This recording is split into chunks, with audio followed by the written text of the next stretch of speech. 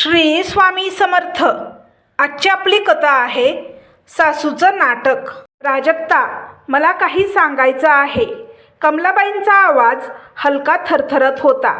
त्यांच्या डोळ्यात पाणी तरळत होतं. काय झालं आई? तुम्ही ठीक आहात ना? प्राजक्ता म्हणाली. कमलाबाई हळूच सोफ्यावर बसल्या. त्यांनी हाताने छाती धरली आणि डोळे मिटले.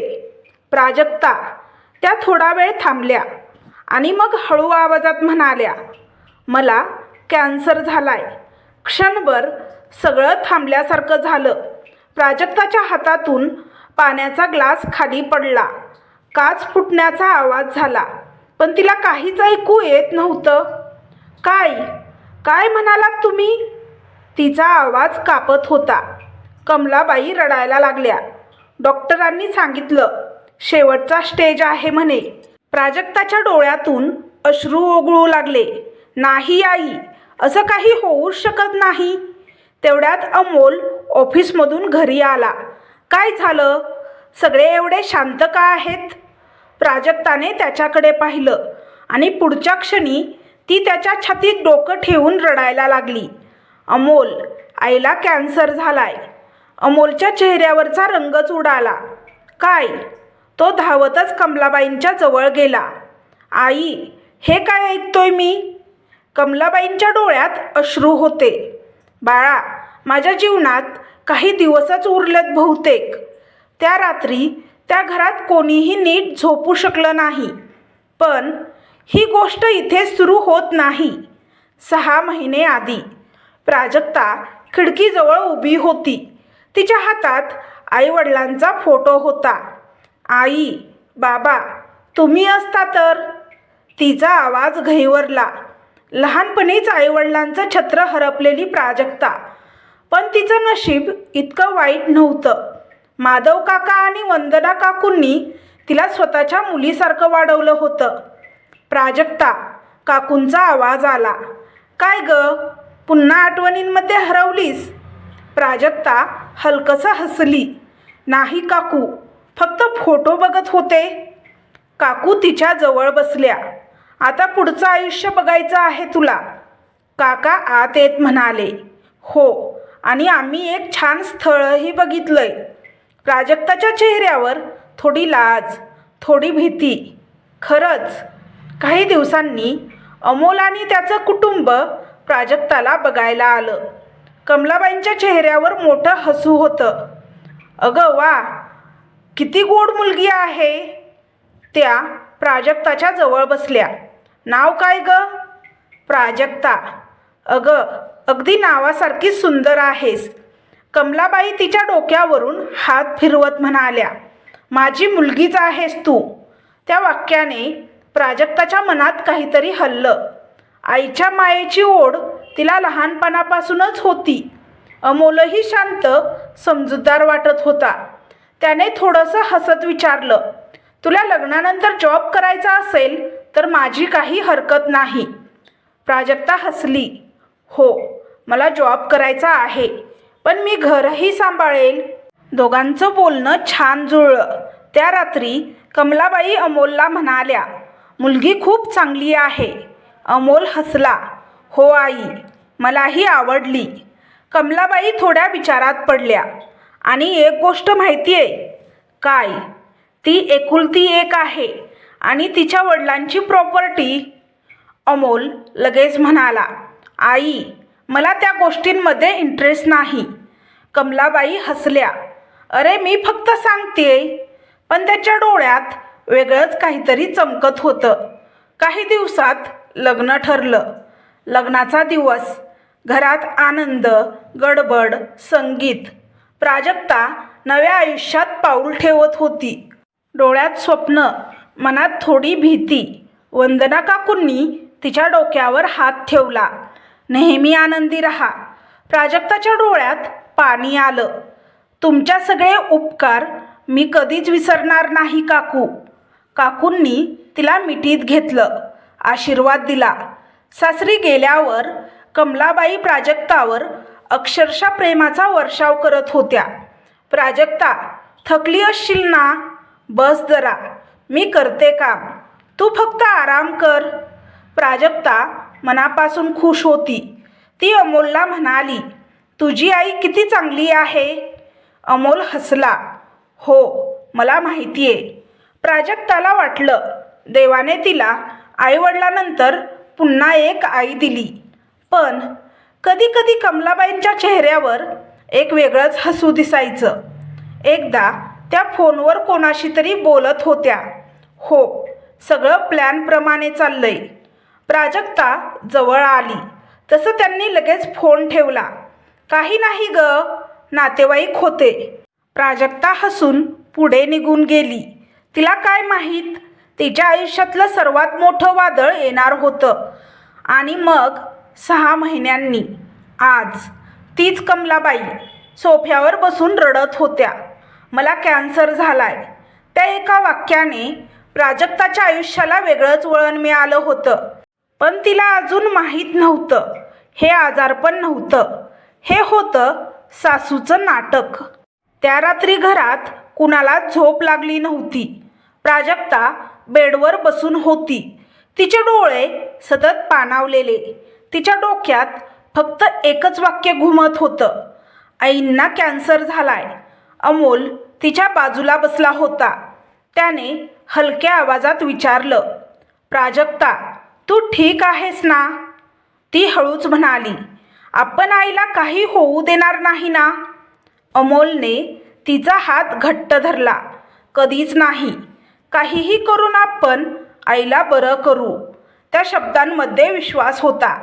पण त्या विश्वासामागे येणाऱ्या वादळाची त्यांना कल्पना नव्हती. दुसऱ्या दिवशी सकाळी सगळे हॉस्पिटलमध्ये गेले. डॉक्टर कुलकर्णी त्यांच्या केबिनमध्ये बसले होते. चेहऱ्यावर गंभीर भाव. या, बसा. कमलाबाई मुद्दाम थोड्या अशक्तपणे चालत आत गेल्या. प्राजक्ता आणि अमोल त्यांच्या मागे. डॉक्टरांनी काही रिपोर्ट हातात घेतले. काही वेळ ते शांत राहिले. त्या शांततेनेच प्राजक्ताचं हृदय धडधडू लागलं. डॉक्टर, काहीतरी बोला ना, ती घाबरून म्हणाली. डॉक्टर कुलकर्णी दीर्घ श्वास घेत म्हणाले, रिपोर्टनुसार कॅन्सर आहे आणि तो शेवटच्या स्टेजमध्ये आहे. प्राजक्ताच्या डोळ्यातून अश्रू वाहू लागले. अमोलने डोळे मिटले. काही उपाय आहे का डॉक्टर? अमोलने विचारलं. डॉक्टर थोडा वेळ विचारात पडल्यासारखं दाखवत म्हणाले, उपचार शक्य आहेत, पण खर्च खूप होईल. किती? किमान 5 लाख रुपये. त्या शब्दांनी जणू सगळ्यांच्या पायाखालची जमीन सरकली. घरी परतल्यावर वातावरण आणखी गंभीर झालं.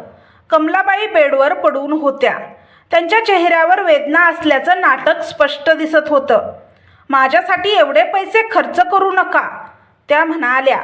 मी आता किती दिवसाची पाहुणी आहे? प्राजक्ता लगेच म्हणाली, आई, असं कधीच बोलू नका. ती त्यांच्या जवळ बसली. तुमच्यासाठी मी काहीही करेन. कमलाबाईंच्या डोळ्यात एका क्षणासाठी वेगळंच समाधान चमकलं. पण त्यांनी लगेच चेहरा वळवला. अमोलने मित्राकडे, ऑफिसमध्ये सगळीकडे पैसे मागायला सुरुवात केली. अरे, आईला कॅन्सर झालाय, तो सगळ्यांना सांगत होता. लोकांनी थोडी मदत केली, काहींनी उधार दिलं, पण सगळं मिळून फक्त 1 ते 1.5 लाख रुपये जमले. त्या रात्री अमोल निराश बसला होता. इतके पैसे कुठून आणू? प्राजक्ता शांतपणे त्याच्याकडे पाहत होती. तिच्या मनात एकच विचार सतत येत होता, पण ती बोलायला घाबरत होती. दुसऱ्या दिवशी प्राजक्ता कमलाबाईंच्या जवळ बसली. आई, कमलाबाई हळूच म्हणाल्या. हं, काय ग? प्राजक्ता थोडा वेळ शांत राहिली. मग हळू आवाजात म्हणाली, तुमच्यासाठी मी एक निर्णय घेतलाय. कमलाबाईंचं लक्ष तिच्याकडे गेलं. मी माझी प्रॉपर्टी विकते. क्षणभर शांतता पसरली. कमलाबाईंच्या चेहऱ्यावर आश्चर्याचा अभिनय होता. काय? नाही नाही, असं काही करू नकोस. पण त्यांच्या डोळ्यात मात्र आनंद स्पष्ट दिसत होता. आई, तुम्ही माझ्यासाठी खूप महत्त्वाच्या आहात. लग्न झाल्यापासून तुम्ही माझ्यावर आईसारखं प्रेम केलं आहे. आता माझी वेळ आहे. प्राजक्ताचा आवाज ठाम होता. कमलाबाईंच्या मनात एकच विचार चालू होता, काम झालं. त्याच दिवशी वंदना काकूंना फोन आला. काय म्हणतेस प्राजक्ता, त्यांनी विचारलं. प्राजक्ता रडत सगळं सांगू लागली. काकू, आईला कॅन्सर झालाय आणि 5 लाख लागणार आहेत. काकूंना धक्का बसला. काय? त्या काही क्षण शांत राहिल्या. मग त्यांनी विचारलं, कोणत्या दवाखान्यात तपासणी केली? डॉक्टर कोण आहेत? डॉक्टर कुलकर्णी. काकूंच्या चेहऱ्यावर हलकासा बदल झाला. हं, ठीक आहे, तू काळजी करू नको, आपण करूया काहीतरी.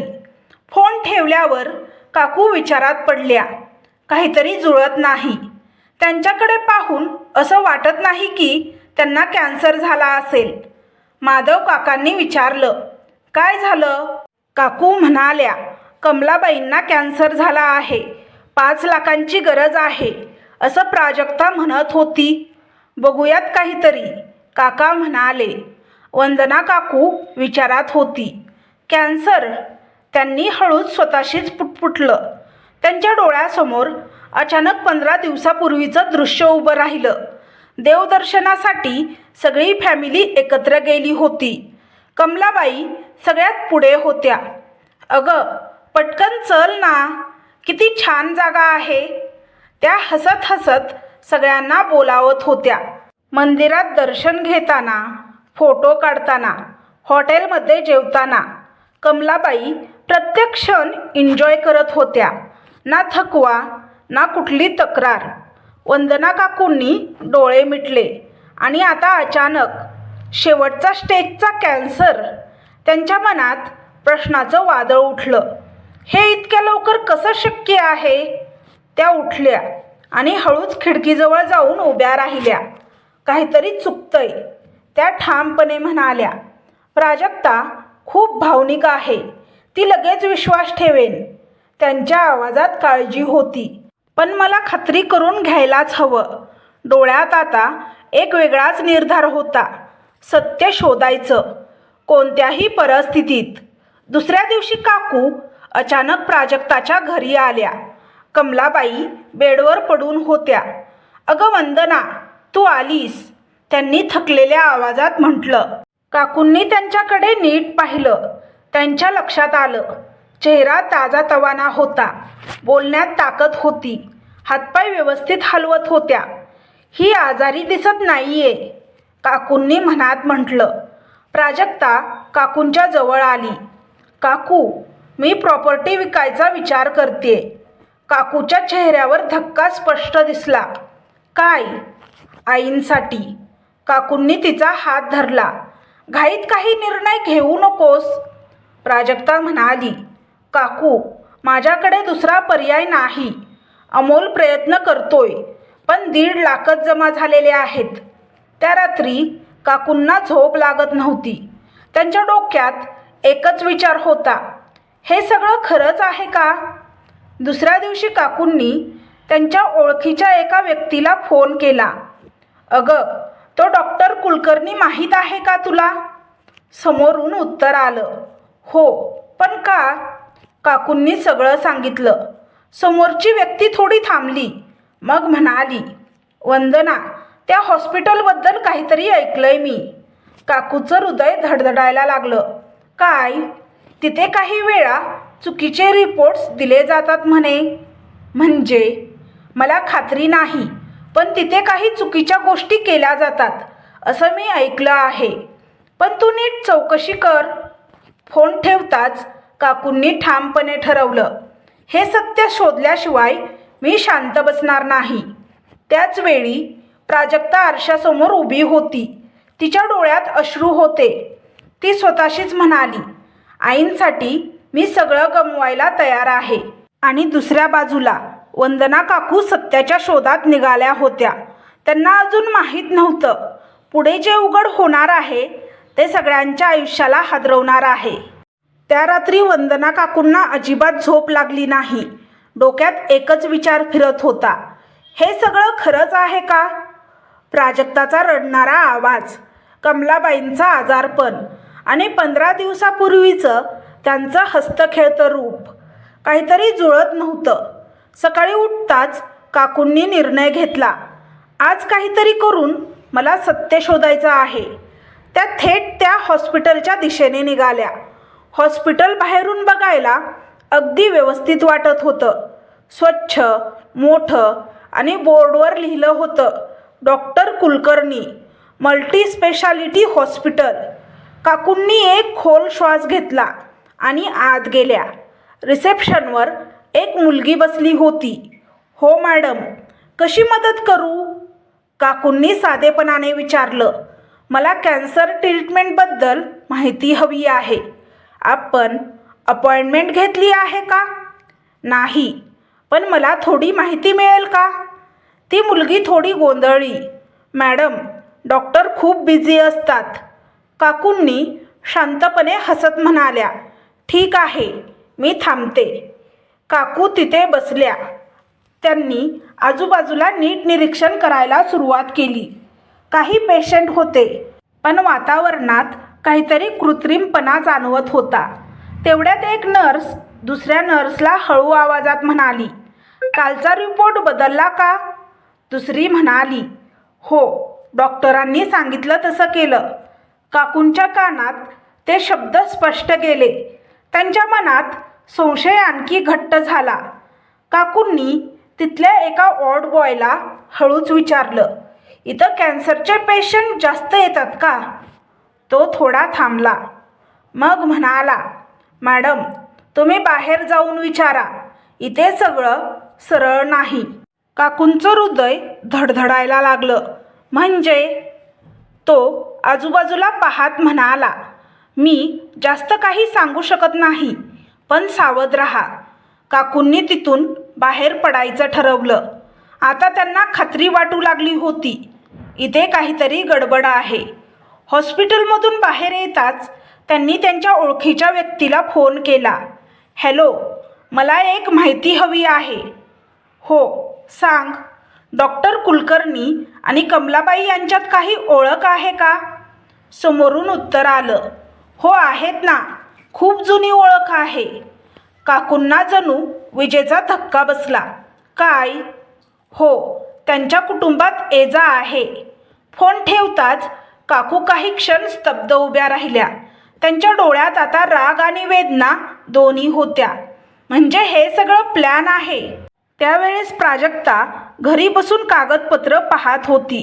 तिच्यासमोर वडिलांच्या प्रॉपर्टीचे पेपर्स होते. तिच्या डोळ्यात अश्रू होते. बाबा, मी काही प्रॉपर्टी विकतेय, पण आईंसाठी. तिने डोळे पुसले. आईला काही होऊ देणार नाही. तेवढ्यात अमोल आला. काय करतेस? प्राजक्ताने कागद त्याला दाखवले. मी प्रॉपर्टी विकायचं ठरवलंय. अमोल थोडा थांबला. तुला खात्री आहे ना?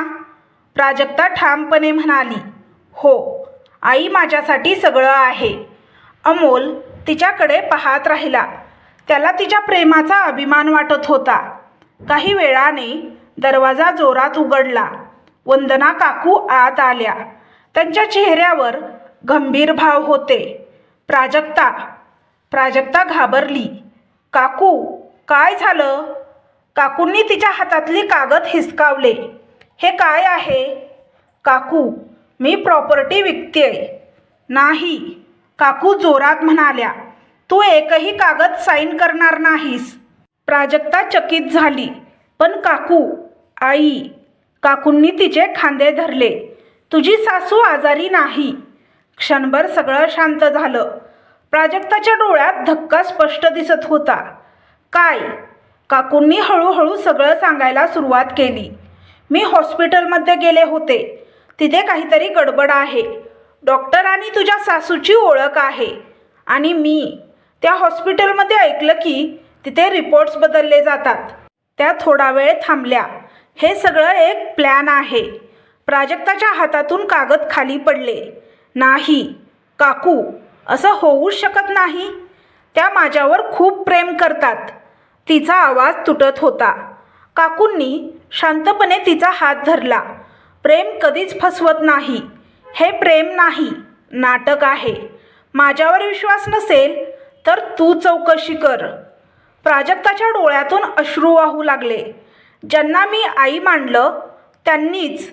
काही क्षण ती शांत बसली. ती हळूच म्हणाली, ठीक आहे. काकूंनी विचारलं, काय? प्राजक्ता उभी राहिली. जर त्यांनी नाटक केलंय, ती आरशात स्वतःकडे पाहत म्हणाली, तर आता त्यांचं नाटक मीच संपवते. दुसऱ्या बाजूला कमलाबाई त्यांच्या रूममध्ये बसल्या होत्या. फोनवर हळूच म्हणत होत्या, हो, आता ती प्रॉपर्टी विकणार आहे. त्यांच्या चेहऱ्यावर एक कपटी हसू होतं. त्या रात्री प्राजक्ताला झोप लागत नव्हती. काकूंचे शब्द तिच्या कानात सतत घुमत होते. तू एकदा नीट चौकशी कर. तिने डोळे मिटले. कमलाबाईंचा प्रेमळ चेहरा डोळ्यासमोर आला. माझी मुलगीच आहेस तू. पण लगेच दुसरा विचार, जर हे सगळं नाटक असेल तर? प्राजक्ताच्या छातीत धडधड वाढली. त्या रात्री तिने ठरवलं, सत्य काहीही असो, मला जाणून घ्यायचंच आहे. दुसऱ्या दिवशी सकाळी प्राजक्ता शांतपणे कमलाबाईंच्या खोलीत गेली. आई, तुमचे रिपोर्ट्स कुठे आहेत? कमलाबाई थोड्या गोंधळल्या. कशाला ग? मला दुसऱ्या डॉक्टरांचं मत विचारायचं आहे. कमलाबाई लगेच म्हणाल्या, नको, डॉक्टरांनी जे सांगितलं ते बरोबर आहे. प्राजक्ताला थोडा संशय आला. आई, एवढ्या घाईत का नकार देत आहेत? ती शांतपणे म्हणाली, ठीक आहे. पण तिच्या मनात शंकेचं बीज आता पक्क रुजलं होतं. त्या दिवशी दिवसभर प्राजक्ता कमलाबाईवर लक्ष ठेवून होती. सकाळी त्या व्यवस्थित उठल्या. स्वतः चालत किचनपर्यंत गेल्या. दुपारी फोनवर कोणाशी तरी हसत बोलत होत्या. संध्याकाळी अमोलसमोर मात्र अशक्तपणे चालत होत्या. प्राजक्ताच्या मनात आता स्पष्ट होत होतं, काहीतरी नक्कीच चुकतंय. त्या रात्री अमोल झोपला होता. प्राजक्ता पाणी घ्यायला उठली. तेवढ्यात तिला कमलाबाईंच्या खोलीतून आवाज ऐकू आला. ती हळूच थांबली. कमलाबाई फोनवर बोलत होत्या. हो, सगळं प्लॅनप्रमाणे चाललंय. प्राजक्ताचं हृदय जोरात धडधडायला लागलं. ती अजून जवळ गेली. कमलाबाई पुढे म्हणत होत्या, ती प्रॉपर्टी विकायला तयार झालीये.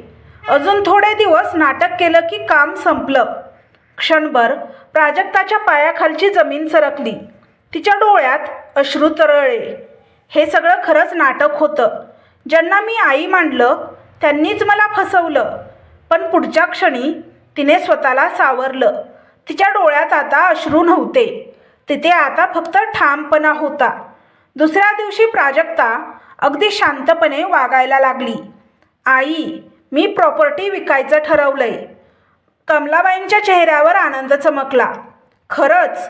हो, उद्या कागद तयार होतील. तेवढ्यात दरवाजा उघडला. वंदना काकू आत आल्या. त्यांच्या हातात काही कागद होते. प्राजक्ता सगळ्यांसमोर उभी राहिली. आई, एकदा सगळ्यांसमोर बोला ना. कमलाबाई गोंधळल्या. काय? प्राजक्ता ठाम आवाजात म्हणाली, तुम्हाला खरंच कॅन्सर झालाय की हे सगळं नाटक आहे? क्षणभर शांतता पसरली. अमोल धक्का खाऊन प्राजक्ताकडे पाहत होता. प्राजक्ता, तू काय बोलतेस? प्राजक्ता त्यांच्याकडे वळली. मी काल स्वतः ऐकलंय. आई फोनवर म्हणत होत्या, सगळं प्लॅनप्रमाणे चाललंय. ती प्रॉपर्टी विकणार आहे. कमलाबाईंचा चेहरा फटकन बदलला. नाही, तू चुकीचं ऐकलंस. तेवढ्यात वंदना काकू पुढे आल्या. आणि मी हॉस्पिटलमध्ये जाऊन माहिती काढली. तिथे रिपोर्ट बदलले जातात आणि डॉक्टर तुमच्या ओळखीचे आहेत. अमोलच्या डोळ्यात धक्का आणि राग दोन्ही होते. तो कमलाबाईंकडे पाहत म्हणाला, आई, हे सगळं खरं आहे का? कमलाबाई काही क्षण शांत राहिल्या. त्यांच्याकडे काही उत्तर नव्हतं. त्यांची नजर खाली गेली. तेच उत्तर होतं. प्राजक्ताच्या डोळ्यातून एक अश्रू ओघळला. ती शांतपणे म्हणाली, प्रेम नाटक नसतं आणि विश्वास तो एकदा तुटला की परत जोडता येत नाही. अमोल प्राजक्ताच्या बाजूला उभा राहिला. तो म्हणाला, आई, तुला कॅन्सर आहे हे समजल्यानंतर आम्ही दोघेही रात्री शांतपणे झोपू शकत नव्हतो. आणि तू आमच्यासोबत धोका केलास, तेही पैशासाठी. कमलाबाई एकट्या पडल्या. अमोल आणि प्राजक्ताने त्यांच्यासोबत बोलणं बंद केलं. अमोलने प्राजक्ताची माफी मागितली. प्राजक्ता म्हणाली, तुझी काही चूक नव्हती. तुला माफी मागायची गरज नाही. त्या दिवशी सासूचं नाटक संपलं आणि प्राजक्ताच्या आयुष्यात एक नवी सुरुवात झाली. तर तुम्हाला ही कथा कशी वाटली हे कमेंट बॉक्समध्ये कमेंट करून नक्की सांगा. कथा आवडल्यास व्हिडिओला लाईक, शेअर, सबस्क्राईब करा. व्हिडिओला हाईप करा जेणेकरून हा व्हिडिओ जास्त प्रेक्षकांपर्यंत पोहोचेल. व्हिडिओ पाहिल्याबद्दल तुमचे मनापासून धन्यवाद. श्री स्वामी समर्थ.